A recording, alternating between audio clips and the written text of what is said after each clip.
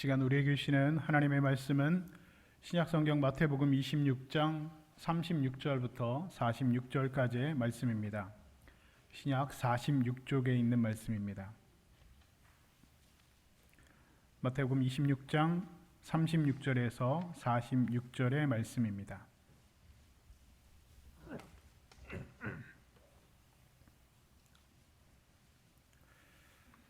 우리 다 찾으셨으면 이제 우리 다 같이 자리에서 일어서셔서 하나님 말씀을 함께 받도록 하겠습니다. 이제 하나님의 말씀을 받들어 봉독해 올리겠습니다. 이에 예수께서 제자들과 함께 겟세마네에 하는 곳에 이르러 제자들에게 이르시되 내가 저기 가서 기도할 동안에 너희는 여기 앉아 있으라 하시고 베드로와 세베대의 두 아들을 데리고 가실새 고민하고 슬퍼하사 이에 말씀하시되 내 마음이 매우 고민하여 죽게 되었으니 너희는 여기 머물러 나와 함께 깨어 있으라 하시고 조금 나아가사 얼굴을 땅에 대시고 엎드려 기도하여 이르시되 내 아버지여 만일 할만하시거든 이 잔을 내게서 지나가게 하옵소서. 그러나 나의 원대로 마옵시옵고 아버지의 원대로 하옵소서 하시고 제자들에게 오사 그 자는 것을 보시고 베드로에게 말씀하시되 너희가 나와 함께 1시간도 이렇게 깨어 있을 수 없더냐. 시험에 들지 않게 깨어 기도하라. 마음에는 원이로되 육신이 약하도다 하시고 다시 두 번째 나아가 기도하여 이르시되 내 아버지여 만일 내가 마시지 않고는 이 잔이 내게서 지나갈 수 없거든 아버지의 원대로 되기를 원하나이다 하시고 다시 오사 보신즉 그들이 자니 이는 그들의 눈이 피곤함일러라. 또 그들을 두시고 나아가 세 번째 같은 말씀으로 기도하신 후 이에 제자들에게 오사 이르시되 이제는 자고 쉬라. 보라 때가 가까이 왔으니 인자가 죄인의 손에 팔리느니라. 일어나라 함께 가자. 보라 나를 파는 자가 가까이 왔느니라. 아멘. 이것은 하나님의 말씀입니다. 아멘. 자리에 앉으시기 바랍니다. 오늘은 조금 나아가사라는 말씀의 제목으로 하나님 말씀을 전하도록 하겠습니다. 이혜인 시인이 쓴 삶이란 때로 이렇게 외롭구나라고 하는 시가 있습니다. 시가 이렇게 시작을 합니다. 어느 날 혼자 가만히 있다가 갑자기 허무해지고 아무 할 말도 없고 가슴이 터질 것만 같고 눈물이 쏟아지는데 누군가를 만나고 싶은데 만날 사람이 없다. 주위에 항상 친구들이 있다고 생각했는데 이런 날 이런 마음을 들어줄 사람을 생각하니 수첩에 적힌 이름과 전화번호를 읽어 내려가 보아도 모두가 아니었다. 혼자 바람 맞고 사는 세상, 거리를 걷다 가슴을 삭히고 마시는 뜨거운 한 잔의 커피. 아, 삶이란 때론 이렇게 외롭구나. 여러분, 우리는 때로 이렇게 외로움을 경험하기도 합니다. 내 곁에 평상시에 사람이 많이 있다라고 생각을 하면서 살았는데 어느 순간 마치 음악회가 끝난 텅 빈 객석에 혼자 남겨진 것과 같은 그런 고독과 외로움을 경험할 때가 있습니다. 내 위에 좋은 친구들 참 많이 있다고 생각해서 그것 때문에 참 기쁘고 행복했는데 어느 순간 정말 내 마음을 알아줄 사람이 없다라는 생각에 홀로 그렇게 고독에 던져질 때가 있다는 것이죠. 그래서 사람은 누구나 이 고독을 별로 좋아하지 않습니다. 아니 정확하게 말하면 대부분의 사람들은 고독을 싫어합니다.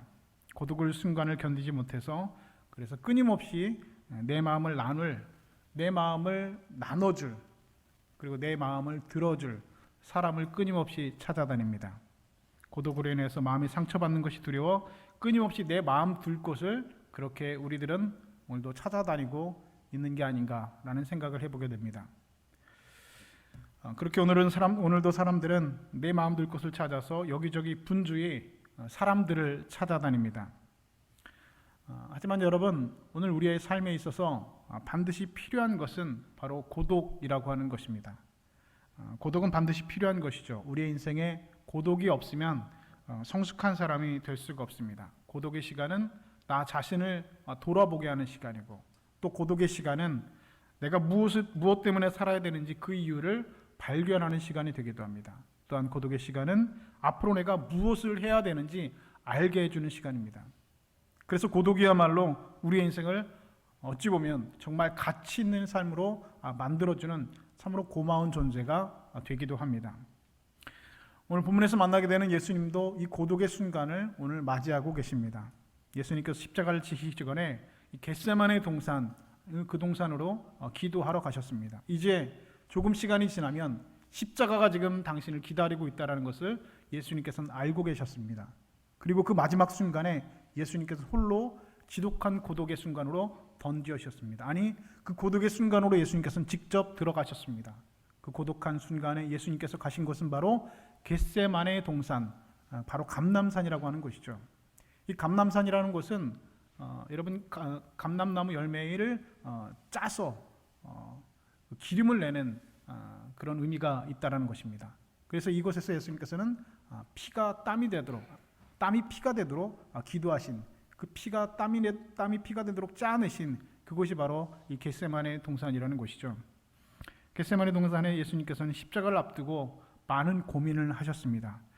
그래서 동산에 올라가시면서 제자들에게 예수님께서는 이렇게 말씀하셨습니다. 내가 저기 가서 기도할 동안에 너희는 여기 앉아 있으라. 그리고 세 사람 베드로와 야고보, 요한이라고 하는 이 세 제자를 데리고 앞으로 예수님께서는 나아가셨습니다. 그리고 이번에는 세 사람의 제자들에게 이렇게 말씀하십니다. 내 마음이 매우 고민하여 죽게 되었으니 너희는 여기 머물러 나와 함께 깨어 있으라 말씀하셨습니다. 그리고 세 제자를 그 자리에 남겨두고 다시 앞으로 조금 더 나아가셨습니다. 그런데 예수님께서 기도하시고 나서 제자들에게 돌아와서 보시니까 제자들은 어떻게 하고 있었다고요? 잠을 자고 있었다고 합니다. 눈이 피곤해서 육신은 온이로되 마음은 온이로되 육신이 피곤하여서 잠을 자고 있었다는 것입니다. 제자들이 예수님의 그 고통 가운데 함께 해주지 못한다는 생각에 예수님께서는 더욱더 고독하셨고 지독한 외로움에 들어가셨습니다. 내 사랑하는 제자들마저도 나의 고독과 이 괴로움과 아픔의 순간에 함께 해주지 못하고 잠을 자고 있다는 생각에 예수님께서는 더욱더 고독하셨습니다. 그리고 그 자리에서 더 나아가셔서 이제 기도의 자리로 더 들어가시고 계십니다. 예수님도 인간의 육신을 입으셨기 때문에 십자가의 고통을 홀로 견디는 것이 그렇게 힘드셨습니다. 그래서 제자들 겟세마네 동산에 올라가시면서 제자들과 함께 동행했던 것이죠. 그런데 이제는 제자들을 다 떼어놓고 이제 하나님 앞에 홀로 서야 할 정말 고독의 순간이 예수님을 기다리고 있었습니다. 그리고 그 고통이 너무나 크기에 제자들 다 떼어놓지 못하고 가장 제 사랑하는 제자 3명을 데려갔는데 그 제자들마저도 예수님의 고난에 동참하지 못하고 잠을 자고 있었다는 것이죠. 그리고 마지막 하나님 앞에 홀로 고독하게 서야 될 그 최종의 순간이 다가오자 이제는 예수님께서 나머지 그 세 제자들까지도 다 남겨두시고 다 떼어놓으시고 앞으로 조금 더 나아가셨다라고 성경은 기록하고 있습니다. 여러분, 예수님께서는 총 3번 이 겟세마네 동산에서 앞으로 나아가셨습니다. 한 단계 앞으로 나아가시고 2단계 앞으로 나아가지고 3단계 그 고통과 그 고독의 자리로 나아가셨다는 것입니다. 이제 저 멀리서 제자들이 이야기하는 소리도 점점 희미해지고 들리지 않게 되었습니다. 뒤에 남아있는 세 제자들의 기도하던 소리도 점점 작아지게 되었습니다. 그들은 지금 잠을 자고 있습니다. 이제 예수님은 깊고 어두운 정적의 그 겟세마네 동산에 철저히 홀로 고독하게 남겨졌습니다. 그리고 하나님 앞에 엎드려 기도를 시작하셨습니다. 홀로 하나님과 대면하며 피땀이 쏟아지는 간절한 기도를 예수님께서는 하셨습니다. 여러분들 이렇게 홀로 하나님 앞에 기도하신 적이 있으신지 모르겠습니다. 다른 소리들이 다 사라지고 오직 한 소리, 하나님의 음성을 듣기 위해서 그 고독의 자리, 그 침묵의 자리로, 그 고통의 자리로 나아가셨던 순간이 여러분 언제인지 여러분 기억이 나시는지 모르겠습니다. 여러분들은 사람들의 목소리를 너무 사랑하지는 마셔야 됩니다. 사람들과 어울려 웃고 떠드는 것을 여러분 너무 좋아하시는 것도 좋지가 않습니다. 세상 친구들은 사실은 우리의 진리를 희석시키는 일들이 굉장히 많이 있습니다. 죄와 타협할 수 있는 변명거리를 만들어줍니다. 그리고 악한 행위를 합리화하는 방법을 그 세상 친구들은 여러분에게 가르쳐 줄 것입니다. 내 참모습을 말해주지 않고 나를 위한다는 명목으로 내 귀에 듣기 좋은 말로 진리를 마주하지 못하고 나 스스로를 바로 보지 못하고 그래서 결국에는 판단을 흐리게 합니다. 그래서 가끔 여러분들은 이런 사람의 목소리가 들리지 않는 것, 세상 친구들의 목소리가 들리지 않는 그 정적의 자리로, 그 고독의 자리로 여러분들은 찾아가셔야 됩니다. 사람들의 목소리는 이제 다 사라지고 오직 하나님의 음성만이 들릴 수 있는 곳으로 찾아가 무릎을 꿇는 그 시간을 가지셔야 됩니다. 제가 이렇게 말씀드리는 이유는 이제 우리가 고난주간 이제 사순절 고난주간 이제 새벽기도회가 시작되기 때문에 이런 말씀을 드리는 것은 아닙니다. 여러분, 우리가 고독의 자리, 하나님과 독대하는 그 외로움과 고독의 순간, 그 기도의 자리로 나아갈 수 있는 방법은 여러분, 우리가 기도하는 것입니다. 내 삶의 자리에서, 그리고 교회에서 정한 그 기도의 시간에, 그 새벽 기도의 시간에 뿐만 아니라 여러분들이 있는 삶의 자리에서 다른 사람들은 다 끊어내고 오직 나와 하나님만, 그리고 하나님의 음성만 들리는 곳으로 찾아가셔서 기도하셔야 된다는 것입니다. 그리고 그곳에서 무릎 꿇고 오직 하나님께서 여러분에게 하시는 그 말씀에 귀를 기울이고 그 소리를 들으셔야 됩니다. 믿음이라고 하는 것은 하나님과 나와의 관계입니다. 그 누구도 나를 대신해서 하나님 앞에 설 수 없고 그 누구도 나와 함께 하나님 앞에 서줄 수도 없습니다. 여러분의 가족이, 여러분의 친구들이 하나님 근처까지는 함께 가줄 수는 있겠죠. 그러나 하나님 앞에 여러분을 대신해서, 그리고 여러분들과 함께 하나님 앞에 설 수는 없습니다. 하나님과 대면하여서 언제나 그분 앞에 서는 것은 여러분 혼자뿐입니다. 그렇기 때문에 여러분, 믿음은 고독한 것이고, 그렇기 때문에 여러분, 믿음은 하나님과 나와의 철저히 개인적인 것입니다. 그렇게 하나님 앞에 올려서서 하나님의 뜻을 구하는 깊은 믿음의 단계까지 이르시게 될 수 있기를 주님의 이름으로 축복합니다. 조금 더 나아가셨다. 예수님께서는 오늘 겟세마네 동산에서 총 3번 조금 더 나아가시고, 조금 더 나아가시고, 조금 더 깊은 고독의 단계로 나아가셨습니다. 그렇게 엎드리신 예수님께서는 이렇게 기도하셨습니다. 내 아버지여, 만일 할만하시거든 이 잔을 내게서 지나가게 하옵소서. 그러나 나의 원대로 마시옵고 아버지의 원대로 하옵소서. 십자가를 지는 것이 정말로 하나님의 뜻을 감당하는 것인가? 우리 주님께서는 물으셨던 기도였습니다. 그리고 마지막으로 예수님께서는 하나님께 이런 기도를 하셨습니다. 만일 내가 마시지 않고는 이 잔이 내게서 지나갈 수 없거든 아버지의 원대로 되기를 원하나이다. 이런 이 기도는 예수님께서 겟세마네 동산에서 하셨던 마지막 기도입니다.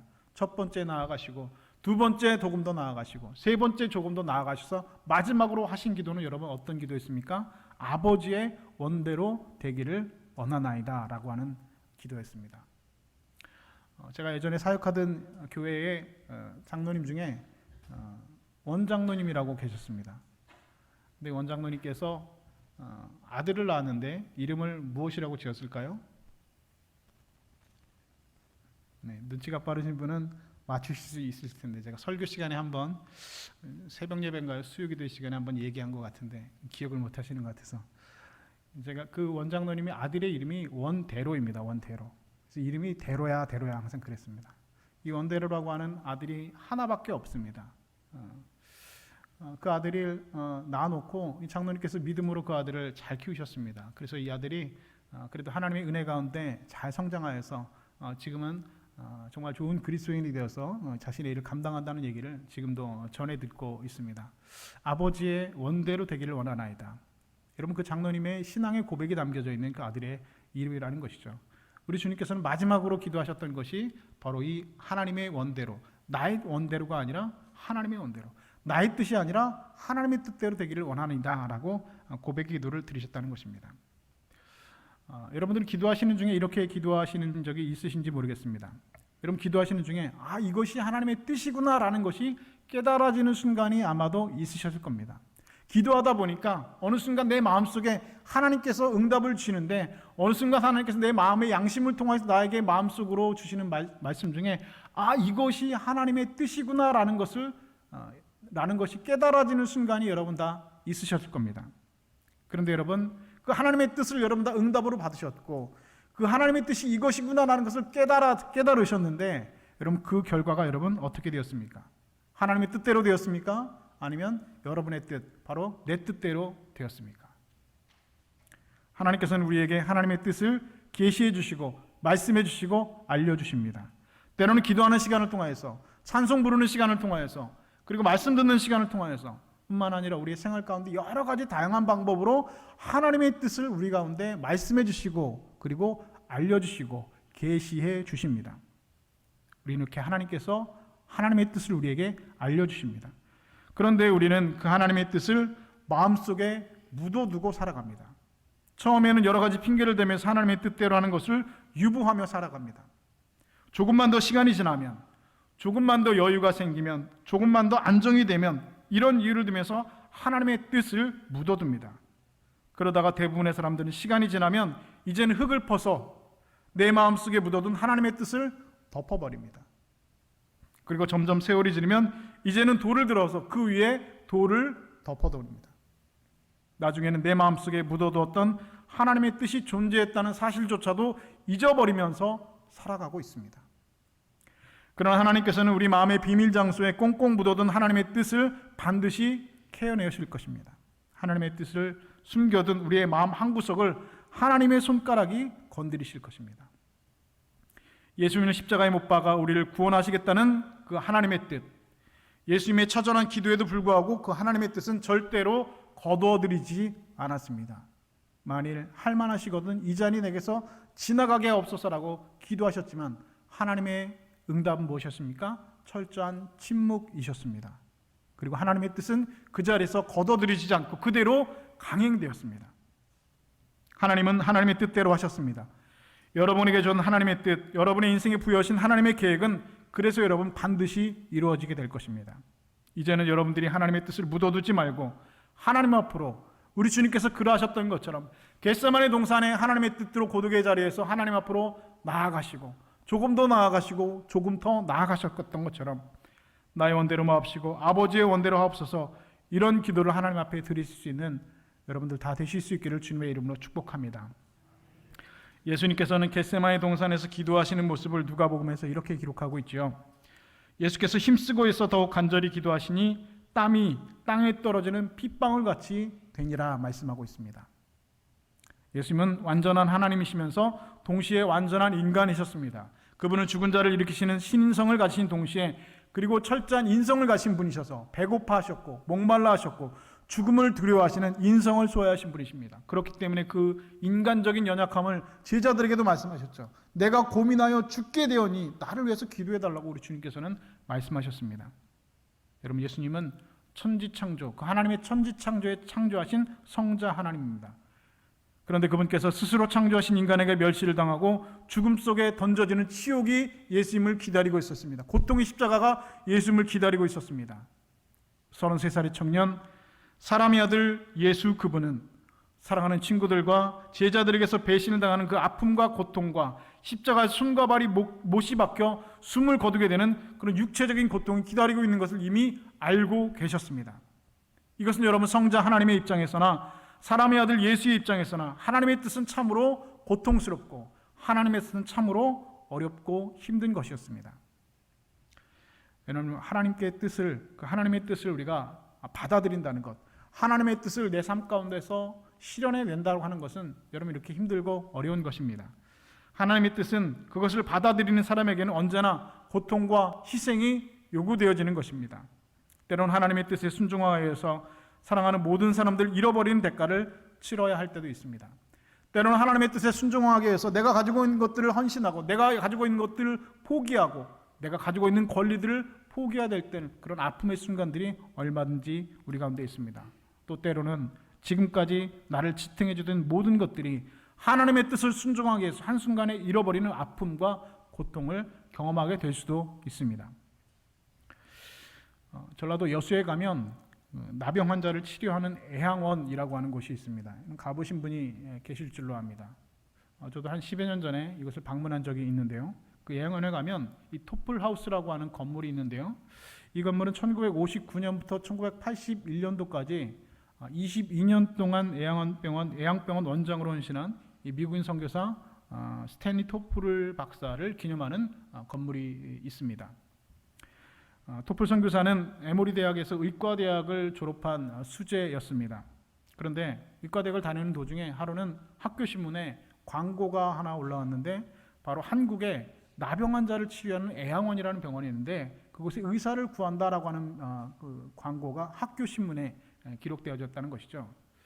여러분, 학교 신문 어떻습니까? 쓱 보고 언제든지 지나칠 수 있는 것이 학교 신문입니다. 그런데 왠지 이 토플 선교사, 이 학생, 의과대학 학생으로 재학 중이던 이 토플 선교사의 눈에는 그 광고가 지워지지 않았다는 것이죠.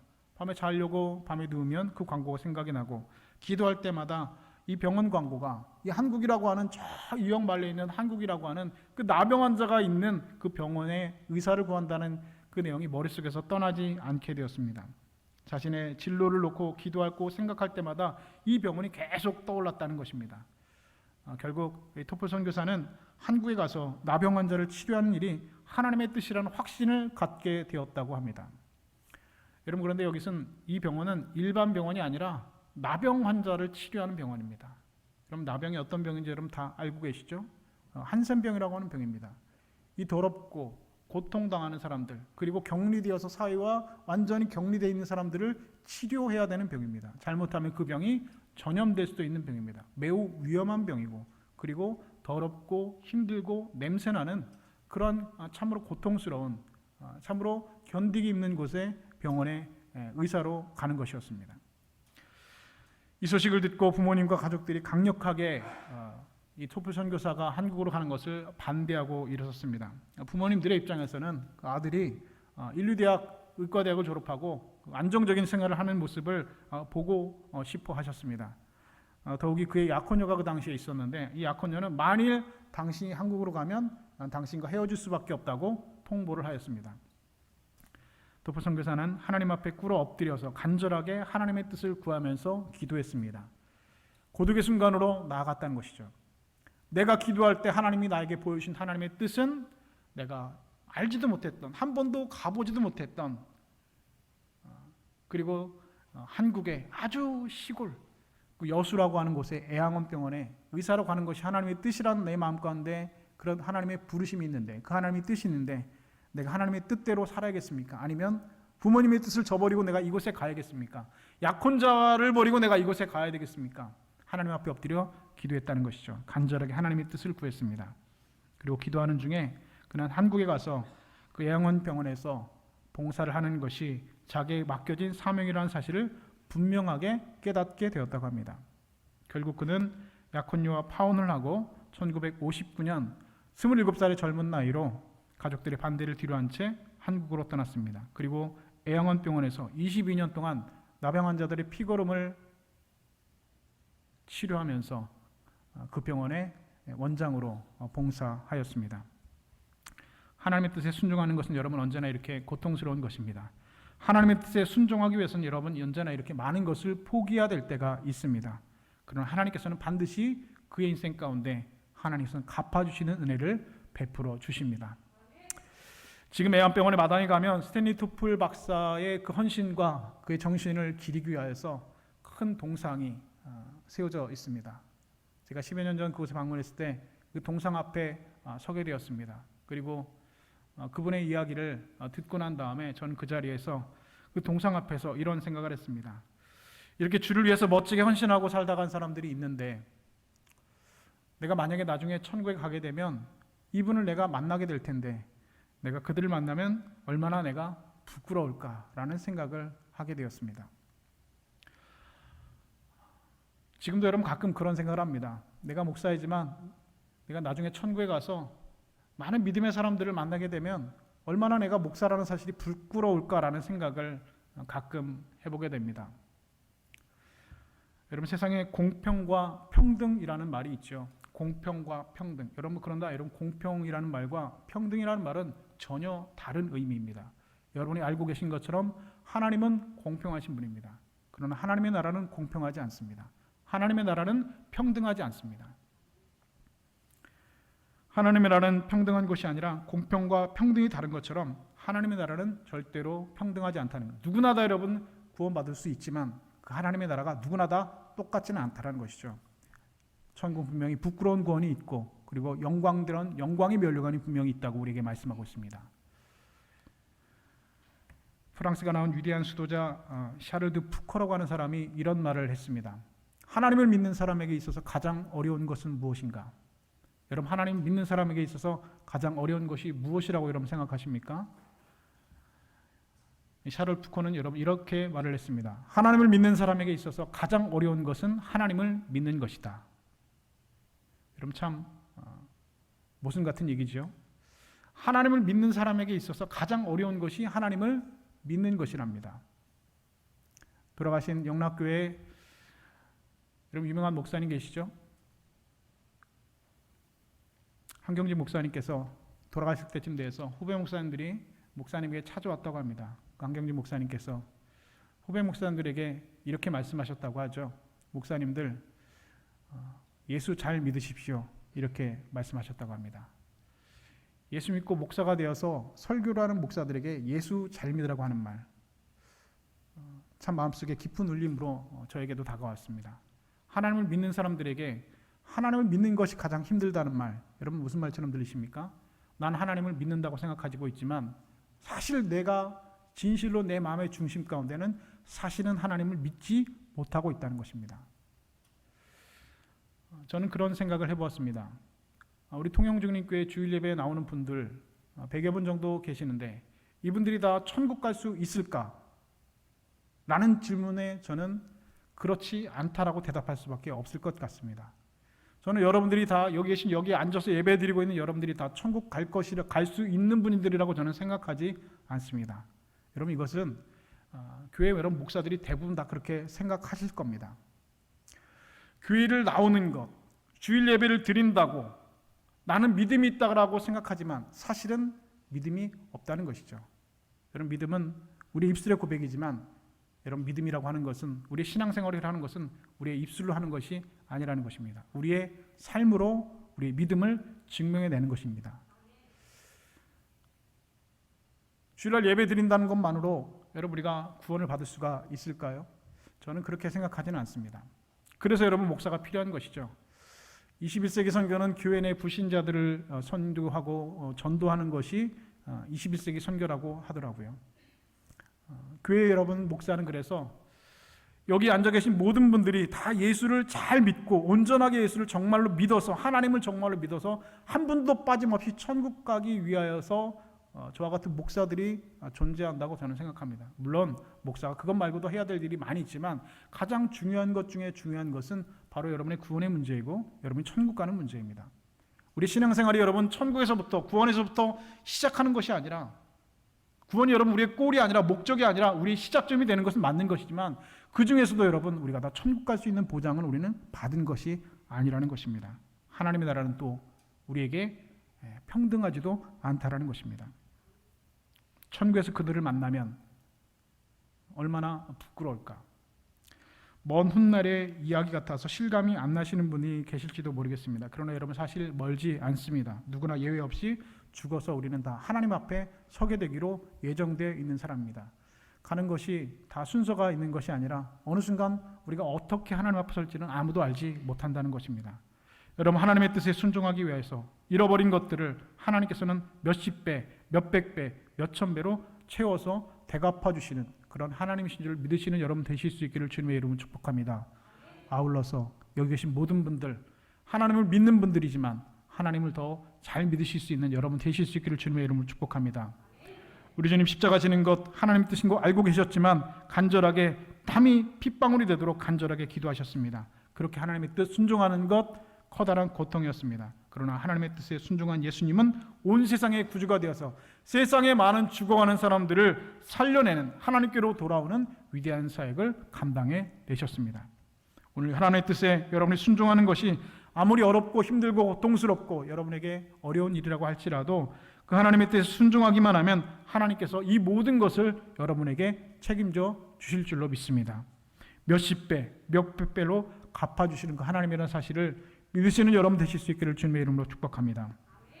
기도를 마치시고 예수님께서 이러시고 이제 다시 앞으로 나아가실 때 예수님의 얼굴에는 평안이 넘쳐났습니다. 내 마음이 매우 고민하여 죽게 되었다라고 하시면서 겟세마네 동산에 올라가셨던 예수님께서는 다시 내려오실 때는 평안한 모습으로 그 동산에서 내려오셨습니다. 그리고 잠들어 있는 제자들을 깨우시면서 이제 죄인의 손이 팔리려라, 때가 가까웠으니 자고 쉬라고 주님께서는 말씀하셨습니다.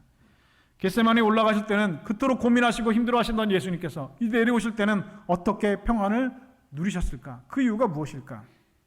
바로 나의 원대로 마옵시고 아버지의 원대로 되기를 원하나이다. 나는 순종의 기도를 하나님 앞에 드리셨기 때문입니다. 여러분이 하나님의 뜻을 떠나서 할 때 여러분 거기에 여러분 평안이 있었습니까?